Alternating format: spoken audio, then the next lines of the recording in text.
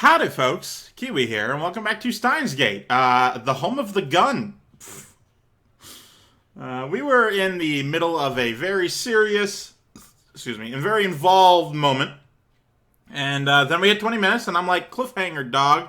And so we're back here, completely untonified. I'm sure we'll get back there in a minute or two, but you know what? For the time being, we're just having a great time. This is a safe space in which we be awesome. We're just gonna have a good old time. For perhaps the third time since I've known her, she looks straight at me. Her eyes are dark and empty. Moeka. Are you from CERN?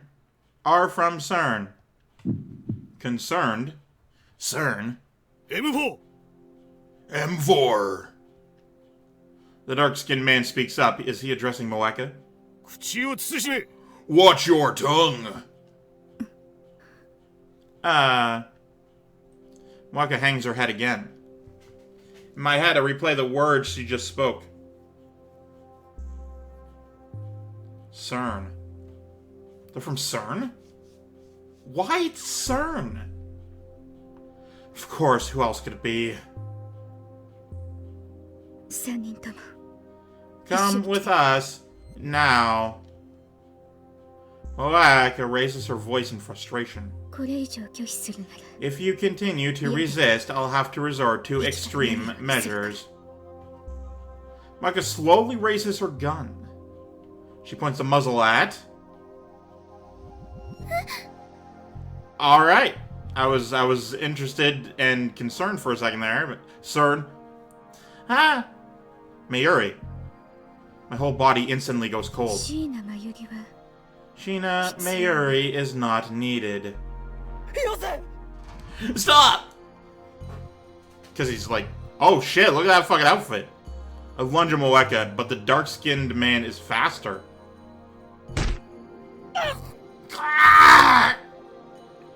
Something strikes my chin with crushing force.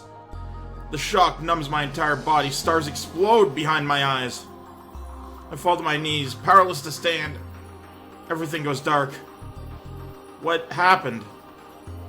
Did he hit me with the butt of his rifle? Okabe!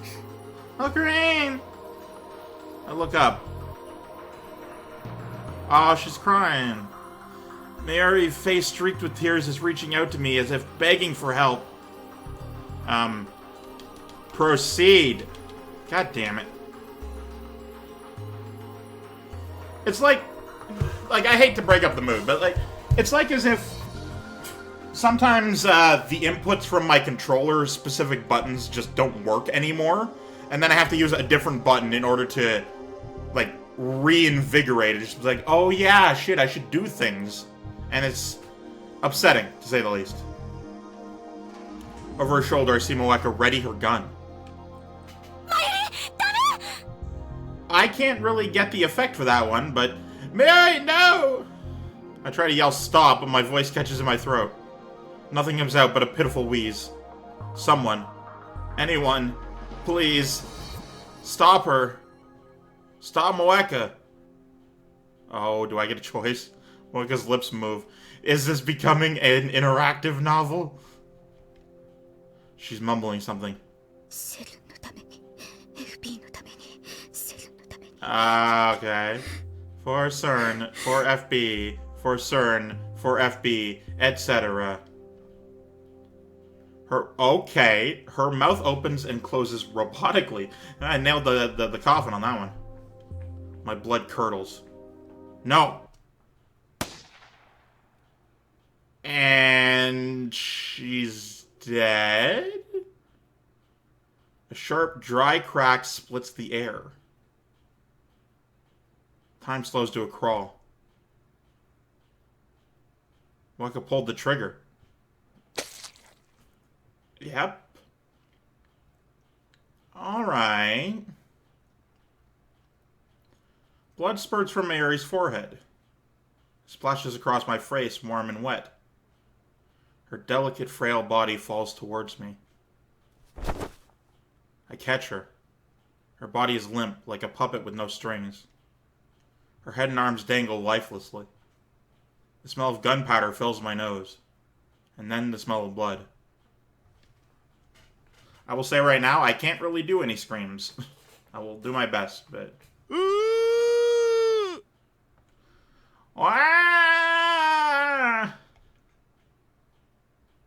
Derek clutches his head and falls to his knees, screaming at the top of his lungs.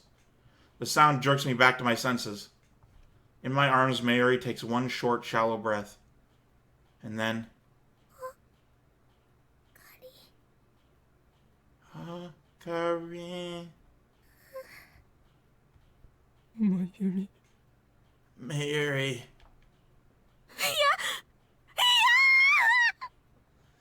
No! God, I really wish I could do high-pitched screams. Or be loud. My roommates are sleeping. She's dead. Mayuri's dead. Her face is covered in blood. Her blood stains my hands. It's warm. You three, come with us. Now. No more warnings. Resist and we'll kill you too. I hear a voice. But I can't comprehend what it's saying. What is this? What's going on here? Is this a joke? We have created a monster here. This is a dream, right? Right? I feel nothing. My mind is blank. I shake Mayuri's shoulder. Mayuri?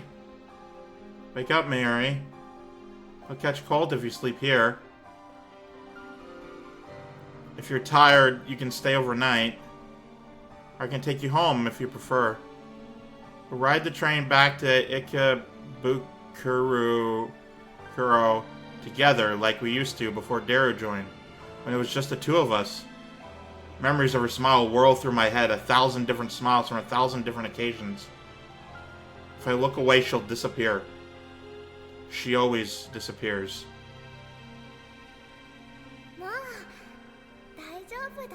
But now you're fine. You don't need me to be your hostage anymore. No, Mayuri, I still need you. Laugh for me, like you always do. Greet me with your silly tuturu.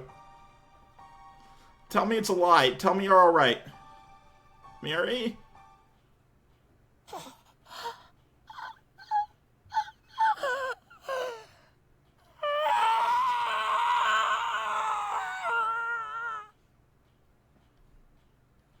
Red flames consume my mind, an inferno of rage and hate, and the burning desire to kill everything I see.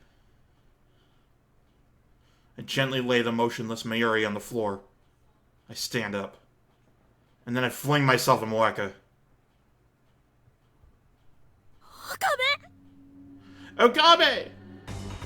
But before I can take a step, someone grabs my hand from behind. You can't! Jesus Christ.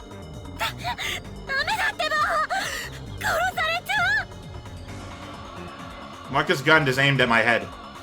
Her finger is already on the trigger.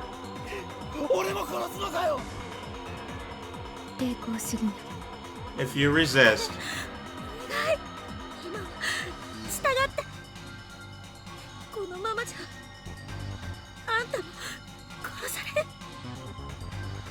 I tear my hand from Karasu's grip. My vision is a tunnel with Moeka on the other side. She won't get away with this. She killed Mayuri in cold blood. I'll do the same to her. Moeka pulls the trigger.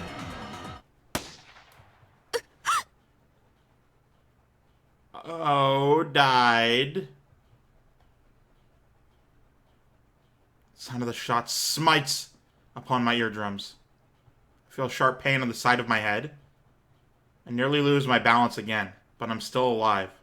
What happened? I realize that Moeka's gun is lying at her feet. Beside it is a small stone. Someone must have thrown it and knocked her gun aside.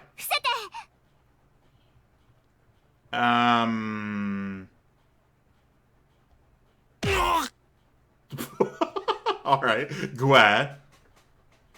Hey, I thought it was her. Suddenly Suzuya is there in the doorway, knocking one man down in the blink of an eye. Before anyone can react, she darts into another man's range and delivers a piercing elbow strike to his solar plexus. The man drops to his knees, gasping for air. The remaining men turn their guns on her, but she throws the incapacitated man towards them to block their aim. She then slides into... This is very dramatic and fast-paced. She then slides into the feet of the man at the rear, tripping him forward, and in a single smooth flowing motion drives her knee into the man's face as he falls. Who the hell? The dark-skinned man aims his rifle, but before he can fire, Suzuya snatches a stunned attacker's gun and shoots him. Blood spurts from the man's hand. Without pausing, Suzuya leaps into the air and delivers a soaring roundhouse kick to his jaw. Enough! Okay. Huh? The next thing you know, the 5 men are down and Moeka's gun is aimed at Suzuya's face. But Suzuya doesn't back down. Her gun is trained on Moeka's neck.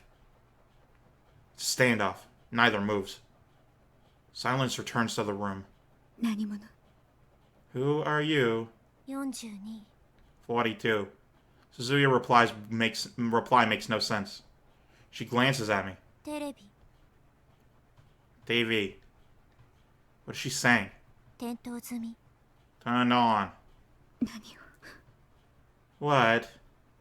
Suddenly Karisu springs up and makes a break for the development room. Don't move! Well, that was really the wrong voice. It's my line. I suddenly realized that the meaning of Suzuya's words. 42-inch TV downstairs. It's on. She wants me to use a time leap machine? I look at Mayuri's body. She's laying there quietly. Her eyes are closed. They'll never open again.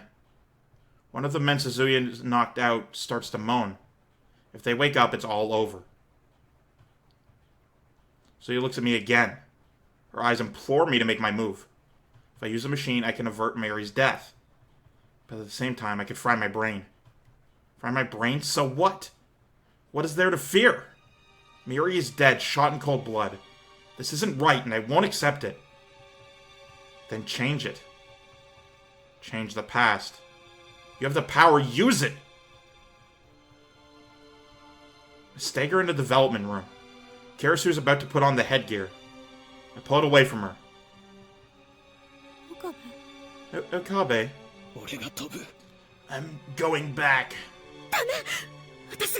No, I should be the one to... I grab Kirisu's wrist as she tries to take it back. I stare into her eyes wet with tears. I will save Mayuri. But what if it fails? I ignore her and put on the headgear. Moeka's last shot grazed the side of my head. My ears are still ringing, and there's blood on my neck. It doesn't matter. I might fail, I might even die. But I have to try. It's my only chance to save Mayuri. Karisu bites her lip and activates the X68000. Okabe Rintaro! One of them's moving! Get in there, get in there, kill them! Damn kids! The crew cut man staggers into the development room. Acting purely on instinct, I grab future gadget number 4, Mode Snake, from the shelf and flick the switch.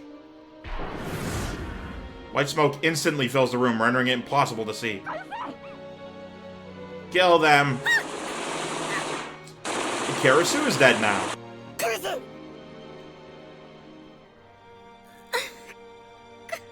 Okabe, are you sure? Are you sure about this, really? Do it, Karisu! Activate the machine! Pain flares in my right arm. Was I shot?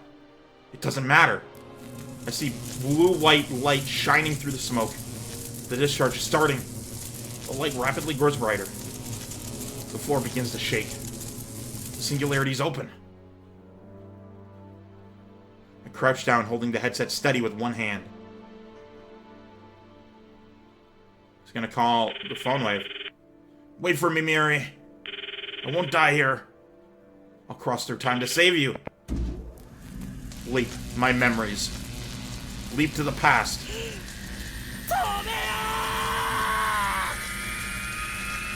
The world explodes into light. Oh boy, this is quite the visual effect.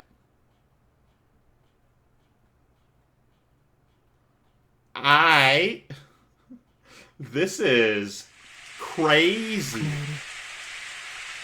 Mary. Mary. No matter how many times I call her name, Mary doesn't answer. Aw, she looks adorable. Mary's standing in front of a grave, gazing at the sky. The grave belongs to her grandmother, who died when Mary was 11 years old. Her parents were always busy with work, so her grandmother was her only companion. I was close to Mary's family, so her death was sad for me too. At the wake, I expected Mary to break down and cry. She didn't. Instead, she spent the whole time gazing vacantly at her grandmother's memorial portrait. 6 months went by. I had advanced to middle school, so Mary and I no longer commuted together. But whenever I passed the cemetery on the way home, Mary would always be standing there. Every day, rain or shine, she would stand for hours before the grave, staring wordlessly at the sky as if she could see her grandmother in heaven. In her hands, an old pocket watch. The watch had belonged to her grandmother. Mary always held it when visiting the grave. Mary. No matter how many times I called her name, Mary did not answer. Back then, Mary wouldn't talk to anyone, not to me, not even to her parents.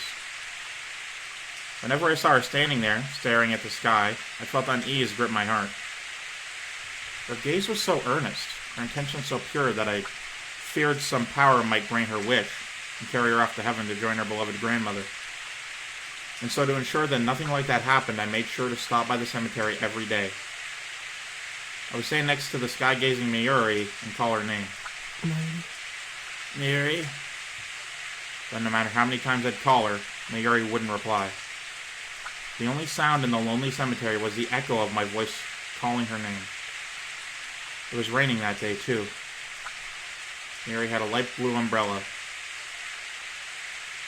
In contrast to the umbrella's color, the sky was glazed gray, covered in clouds. After a while, the rain stopped. Rays of light shone through gaps in the clouds, a stunningly beautiful sight. Rembrandt's rays, they are called, or sometimes the angel's ladder.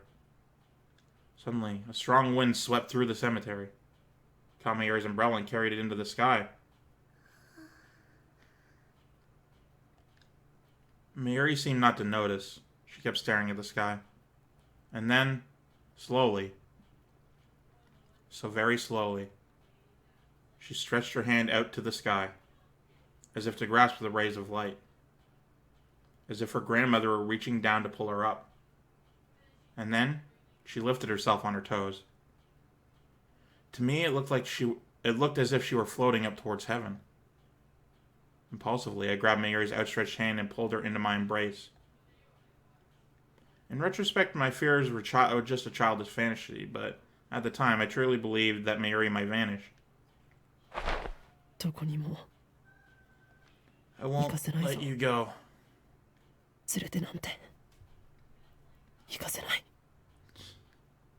Can't talk over those, I'm sorry. I realized how embarrassing the words coming from my mouth were. Oh,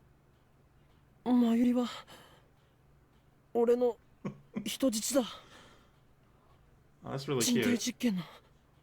That's really cute. It was the first excuse that came to mind. Before our grandmother died, Mary and I were fans of a popular TV series about costumed heroes battling evil. I particularly admired the villain, the mad scientist. Even got pretty good at mimicking his lines. Now I was doing it to hide my embarrassment. I could feel my face growing red, but I kept the mad scientist act all the same. If nothing else, it was better than admitting my insecurities.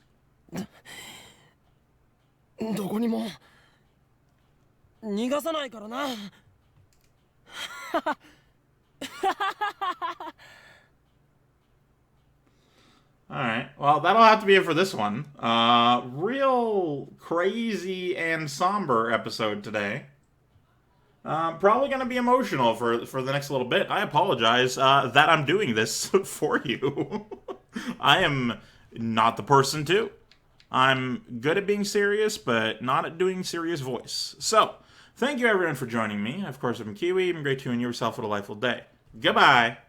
Love you. Goodbye.